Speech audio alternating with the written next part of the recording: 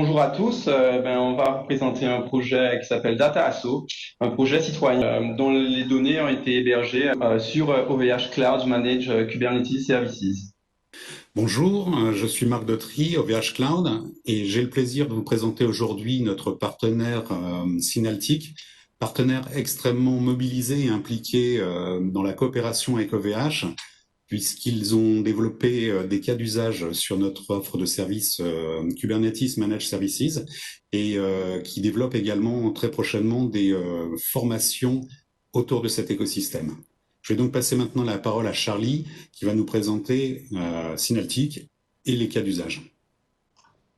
Donc rebonjour, Charlie Clermont, Synaltic. On a travaillé avec le ministère de la Vie associative, avec qui on a co-créé un annuaire regroupant aujourd'hui quelques 1 500 000 associations actives.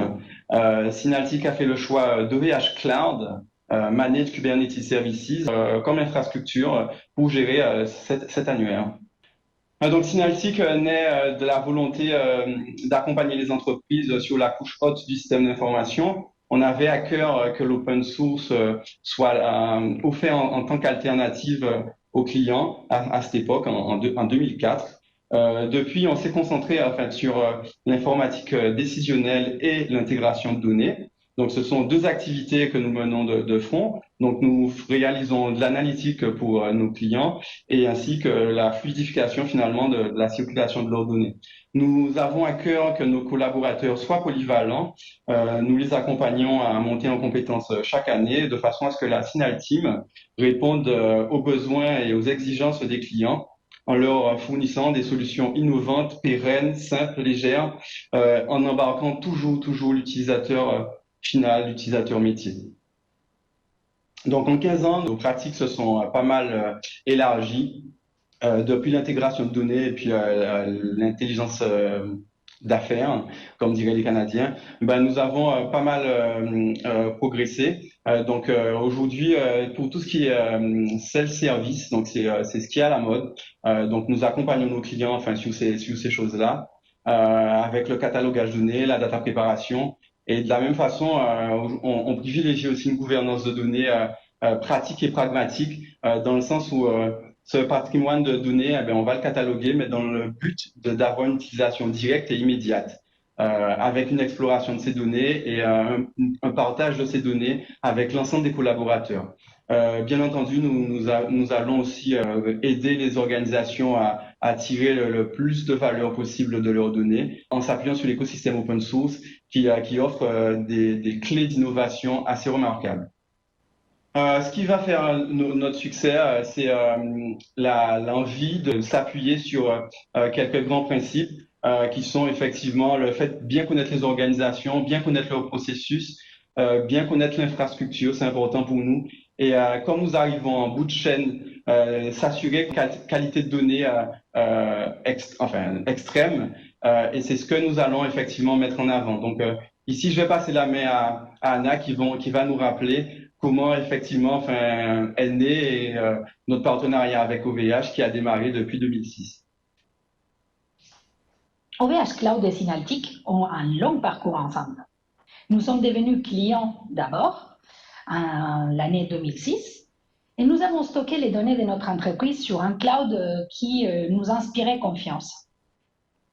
Plus tard, nous sommes devenus partenaires et l'année dernière, nous avons obtenu un statut privilégié des Advanced Partners, qui est le plus haut degré des partenariats, grâce à notre implication, grâce à notre mise en avant d'OVH Cloud ainsi que ses produits et ses services, et grâce à ces valeurs communes qu'on partage Synaltic et OVH Cloud, comme la passion par l'open source, non, pas des vendeurs lock-in, donc pas des verrouillages fournisseurs, l'utilisation des standards, réversibilité, une communauté active et disruptive, ainsi que des technologies comme par exemple Kubernetes, Hadoop, OpenStack, Apache.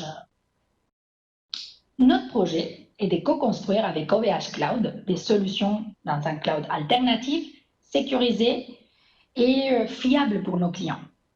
Comme vous voyez sur la carte, la plupart des data centers d'OVH Cloud se trouvent concentrés en Europe Et avec l'offre d'OVH Cloud Managed Kubernetes Services, les applications ont accès direct à cette infrastructure. La notion d'être près de vos données est importante également pour nous. Comme vous voyez sur la carte, il y a les concurrents qui sont surtout situés aux États-Unis et en Asie, et il y a OVH Cloud qui représente plutôt les stockages en Europe. Maintenant, je vais vous donner 3 exemples des cas clients avec lesquels on a travaillé ensemble, Synaltic et OVH Cloud. Donc, comme je vous ai dit avant, nous-mêmes, nous sommes clients OVH Cloud et nos applications sont déployées via OVH Cloud depuis 2006. Et donc, nos applicatifs sont aussi résilients et nous payons qu'est-ce que nous utilisons. Ensuite, il y a le cas des Bouygues Immobilier. Les applications sont déployées dans les Managed Kubernetes Services.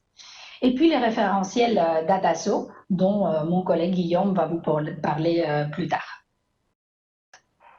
Et au-delà des enjeux techniques, pourquoi OVH Cloud? Pour Synaltic, cette approche intelligente qui importe, c'est aussi un cloud qui nous inspire confiance. Et c'est également un succès français. OVH Cloud est une entreprise phare d'hébergement européen. Et maintenant, je laisse la parole à Guillaume. Merci Anna. Je me présente, Guillaume Veil. Je suis responsable d'Evenops chez Synaltic et je vais vous parler un petit peu d'un retour d'expérience sur l'hébergement de notre application que nous avons développée, Dataso. Dataso est une application web orientée surtout autour de la cartographie. Nous nous appuyons sur un référentiel uni récupéré grâce à nos travaux avec le ministère de la Jeunesse, des Sports et de la Vie associative. C'est une application composée de différents modules, un front-end développé en JS avec Leaflet et OpenWebGL, un back-end développé aussi également par nos soins en Node.js. Nous avons également combiné cela avec un moteur de recherche Elasticsearch. Puisqu'il y a de la cartographie, il y a forcément un serveur de tuiles, à savoir MapTiler, qui est développé en PHP. Pour la gestion des appels et l'utilisation des API par l'utilisateur, nous appuyons sur Gravity. Concernant le suivi des interactions utilisateurs, nous appuyons sur Comply. Et pour centraliser les erreurs dans un optique d'amélioration continue, nous appuyons sur le logiciel Sentry. Nous faire grâce de tout ce qui est enrichissement des données avec du KML, du Karaf, etc., etc. Comme nous l'avons remarqué, nous avons une application composée de multiples services développés avec différents langages de programmation, comme du JavaScript, du PHP, du Java. Chacune de ces applications ou services ou microservices ont des besoins spécifiques en termes de mémoire, en termes de réplication, en termes de persistance. Et donc, nous avons une problématique assez importante à ce niveau-là pour tout ce qui est gestion de l'application. Concernant la problématique de gestion de services développés en langages différents, nous avons depuis quelques années ce qu'on appelle la dockerisation avec Docker, qui permet d'ajouter une couche d'abstraction au-dessus de vos applications. Une fois que tous ces services ont été dockerisés, il faut maintenant les composer en une application. Pour cela, nous utilisons Kubernetes, qui permet à l'instar d'un Docker Compose, de déployer sur un cluster notre application. Une fois cette application composée, nous allons la déployer sur un cluster Kubernetes et donc nous appuyer sur l'outil OVH Cloud MKS pour nous aider à gérer ce cluster. Je vais faire un petit aparté sur Kubernetes. C'est une solution open source développée par Google. Cela permet de composer dans nos applications, notamment autour de microservices qui sont faiblement couplés, distribués et élastiques. La distribution nous permet de déployer chacun de nos microservices sur différents nœuds et donc d'assurer une forte scalabilité. Enfin, l'élasticité nous permet de gérer au plus près de nos microservices les différentes ressources comme la RAM et le CPU. Enfin, Kubernetes nous permet d'accompagner les développeurs pour développer et surtout tester au plus vite chacun de nos développements, et donc dans une optique de développement continu. Maintenant, je vais faire un petit focus sur ce que nous apporte l'OVH Cloud MKS, notamment pour les profils Ops. Comme je l'ai dit précédemment, ça nous permet de gérer très facilement nos clusters, donc composés de différents nœuds. Un cluster par environnement, par exemple. Nous avons chez Synaltic un cluster pour la production, un pour la pré-production et un pour le développement, qui sont des pratiques assez standards. Si nous souhaitons augmenter le nombre de nœuds sur un cluster ou en retirer un pour nous ajuster à la demande, ça peut se faire en quelques clics. On a un suivi de la facturation très facile. Et par-dessus tout, ça nous permet de nous appuyer sur l'écosystème d'OVH Cloud. Tout ce qui est OpenStack, Swift, etc. Donc, je vais retourner un petit peu sur notre application Data. C'est une application qui est en production, et qui dit production dit forcément un certain lot de contraintes. Donc, je vais faire une petite liste et chacune des réponses qui ont été apportées par OVH Cloud. Quand on parle de dockerisation, il y a une problématique qui apparaît, qui est la persistance des données. Pour ça, on utilise des volumes, et en particulier de volumes Cinder, SSD, qui peuvent être augmentés en taille disque à volonté. Ensuite, il y a la problématique de backup. Donc, vous avez persisté vos données, mais maintenant, vous pourriez souhaiter retourner sur des données qui datent d'un mois en cas de corruption, en particulier des données.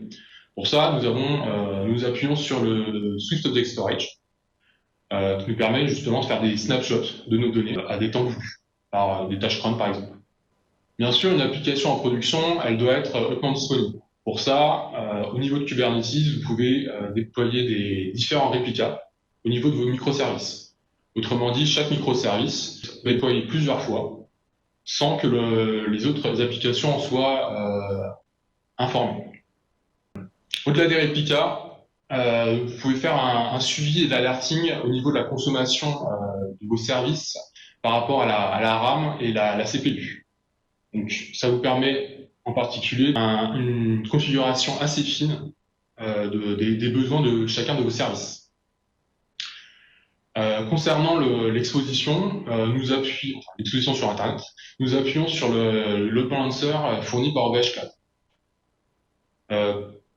Les problématiques de sécurité peuvent être gérées d'une part par les network policies et par les RBAC fournis par Kubernetes. RBAC qui correspond à Role Based Access Control, merci. Ce qui permet par exemple d'éviter à un développeur de supprimer le namespace system, qui crée un petit effet oups par la suite. C'est du vécu. Mais ça n'arrive plus maintenant avec nos RBAC. Une fois la sécurité gérée, il faut également penser à la centralisation des logs. Ça nous permet d'étudier, bien sûr en accord avec la RGPD, l'utilisation de l'application par nos utilisateurs. Pour ça, nous appuyons sur le Logs Data Platform, qui nous permet de centraliser toutes nos logs, et au travers de tableaux de bord, d'avoir une certaine étude. En lien avec cette centralisation des données, nous devons faire bien sûr du monitoring plutôt système, pour être certain que notre application est toujours disponible. Le monitoring, bien sûr, couplé à de l'alerting, et pour ça, nous nous appuyons sur Prometheus. Alors, très rapidement, là, je vous présente un petit snapshot offert par Prometheus sur un des tableaux de bord. Ici, c'est notre cluster de dev. On voit qu'on est à 20% d'utilisation sur la CPU et la RAM. Ça pourrait être ajusté, mais au moins on a notre visualisation globale et la possibilité d'être affiné sur chacun des namespaces. Pour terminer, je vais me focaliser plus sur l'optique du développeur. Il y a deux choses qui sont très importantes chez les développeurs. D'une part, la documentation. Et ça, c'est un effort de chacun, on ne peut rien y faire. Et d'autre part, les tests. Depuis plusieurs années, on parle d'intégration continue, notamment par exemple avec GitLab. À chaque fois que vous poussez un développement, il faut que votre batterie de tests soit relancée. Kubernetes et OVH Cloud MKS nous permet justement, grâce au cloisonnement de nos applications, de déployer une application et de lancer une batterie de tests de manière vraiment cloisonnée. Grâce à ça, on peut lancer notre batterie de tests en parallèle. Donc si vous avez 4 développeurs, vous pouvez lancer 4 applications, chacune avec sa batterie de tests. Donc le gain en termes de productivité est très important. De plus, Kubernetes ici nous permet, en cas d'échec, comme vous pouvez le voir sur la slide et le pipeline 12480, d'aller au plus près de notre application et de cibler très précisément ce qui ne va pas, et donc de nous aider sur le debugging. Encore une fois, dans une optique de productivité, c'est vraiment un outil qui nous aide particulièrement. En conclusion, que ce soit pour les développeurs ou plus pour la partie Ops, Kubernetes et OVH Cloud MKS nous apportent un véritable gain en productivité. Donc Guillaume concluait sa partie technique. Moi, je vais effectivement donner un petit mot de fin. Donc Datasso, pour chacun des collaborateurs de Synaltic, reste un projet citoyen. Il nous tenait à cœur d'héberger ces données du référentiel des associations françaises, du coup en France, une infrastructure en France. Donc OVH Cloud Managed Kubernetes Services était vraiment la solution qu'il nous fallait. Elle répondait vraiment à nos exigences. Et OVH Cloud aujourd'hui, compte tenu de l'ensemble des services qu'il offre et la maturité qu'elles ont atteinte aujourd'hui, nous permet chez Synaltic de répondre effectivement aux exigences des besoins de nos clients en matière analytique, en matière d'intégration de données. Nous vous remercions beaucoup pour avoir suivi cette présentation et si vous avez des questions, nous sommes là et nous nous contenterons d'en répondre. Merci beaucoup. Au revoir. Merci à Synaltic de s'être mobilisé donc tant sur cette session que sur son travail au quotidien auprès d'OVH Cloud. Le sujet présenté étant plutôt dense et plutôt complexe, je vous invite à vous rapprocher de Synaltic ou d'OVH Cloud pour avoir plus d'explications et de pouvoir développer ce sujet ensemble. Merci.